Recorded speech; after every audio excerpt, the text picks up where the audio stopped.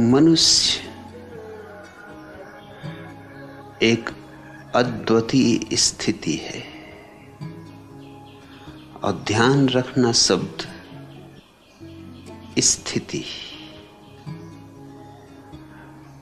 एक जगत है मनुष्यों के नीचे पशुओं का, वे पूरे ही पैदा होते हैं, उन्हें जो होना है वैसे ही पैदा होते हैं। और एक जगत है मनुष्य के ऊपर बुद्धों का, उन्हें जैसा होना है वे हो गए, अब कुछ होने को नहीं बचा।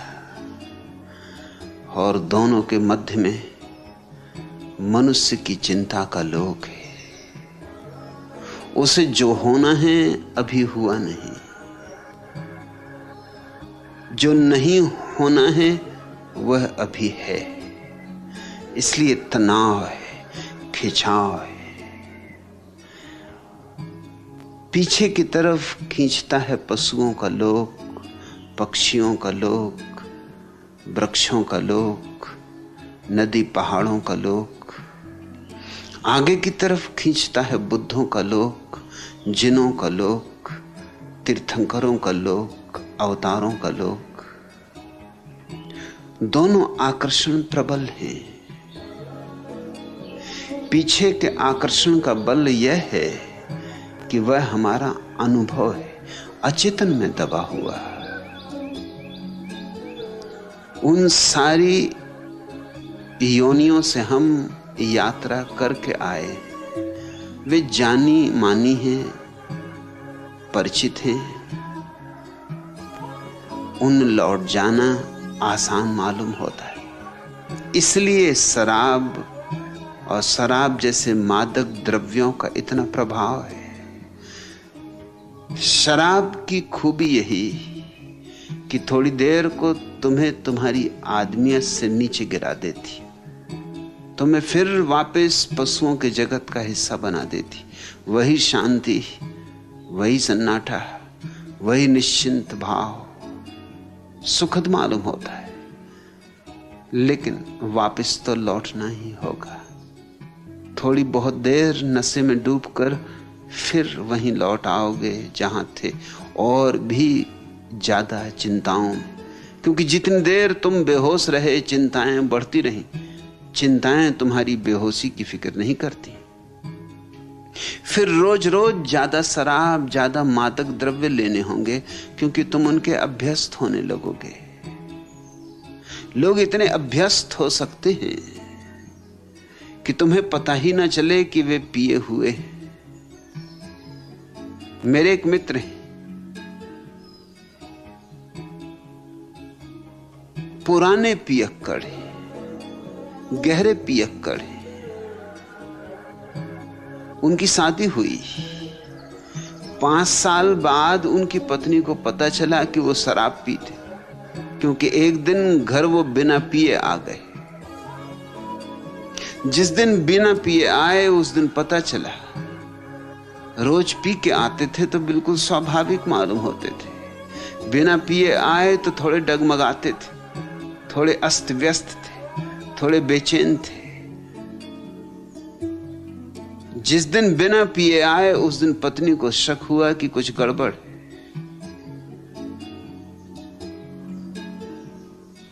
मैं उनसे वर्षों से परिचित हूं, कितना ही उन्हें पिला दो,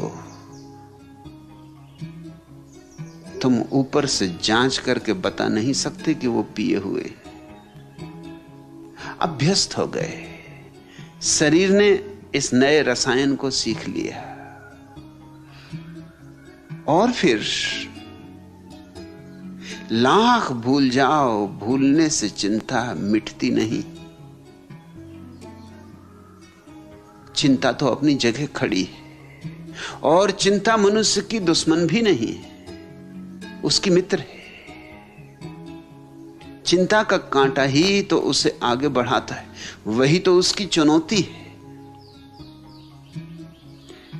सोम रस से लेकर ऋग्वेद के, आल्दुअस हक्सले के एलएसडी तक आदमी निरंतर इस बात की खोज की है कि मैं वापस कैसे लौट जाऊं।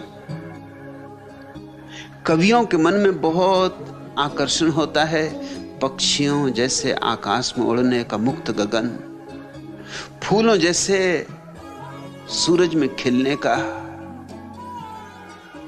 वृक्षों की हरियाली, नदियों का कलकल नाद, सागर में उठते तूफान और आंधियां, आकाश में गरजते बादल और कड़कती बिजलियां। और कवि आतुर हो आता है लौट चले पीछे को। यह आकस्मिक नहीं है कि कवि, चित्रकार, संगीतज्ञ आम तौर से मादक द्रव्यों में उत्सुक हो जाते। इसके पीछे कारण है, वो पीछे लौटना चाहते हैं और पीछे लौटने का एक ही उपाय है, हम कैसे भूल जाएं उस जगह को जहां की हम। मगर समय में पीछे लौटा ही नहीं जा सकता। एक बाप अपने छोटे से बेटे को समझा रहा था नेपोलियन का प्रसिद्ध वचन कि इस जगत में कुछ भी असंभव नहीं। उसके बेटे ने कहा रुको, 1 मिनट रुको, मैं भी आया, मैं अभी सिद्ध करता हूं कि एक चीज निश्चित असंभव, मैं बहुत दिन से करके देख रहा हूं, संभव होती नहीं। वो भागा गया स्नान गृह में और वहां से टूथपेस्ट की डब्बी ले आया।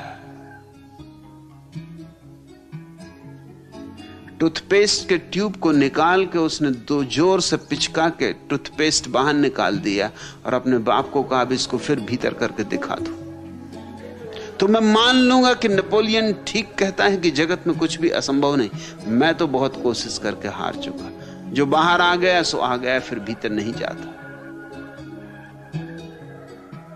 इस छोटे से बच्चे ने अपने ढंग से एक महत्वपूर्ण बात कह दी। छोटे बच्चे कभी कभी बड़ी महत्वपूर्ण बात कह देते। इसने ये कह दिया कि कुछ चीजें वापस नहीं लौटती और समय तो निश्चित ही वापस नहीं लौटता है। कोई उपाय नहीं है समय की यात्रा में पीछे जाने का। तो आदमी आगे ही जा सकता है, पीछे नहीं। पीछे जाने की चेष्टा में जितना समय गंवाया व्यर्थ गंवाया, उतना समय अगर हम आगे के पड़ाव की तलाश करने में लगाएं तो चिंताओं के पार हो सकते हैं, चिंताओं का अतिक्रमण हो सकता है। मनुष्य के भीतर बुद्ध होने की क्षमता है। आया है पशुओं के जगत से, मगर लेकर आया है गीत बुद्धों का। गाना है वही गीत, तभी संताप मिटेगा, तभी चिंता टूटेगी, तभी ये बिखराव हटेगा। हम इस दुनिया में जरूर हैं, मगर हम इस दुनिया के नहीं। हमें आगे जाना है, हमें पार जाना है। पार का बुलावा प्रतिपल आ रहा है। दूर का किनारा पातियों पर पातियां भेज रहा है। कब तक अनसुनी करोगे? कब तक पीठ किए रहोगे?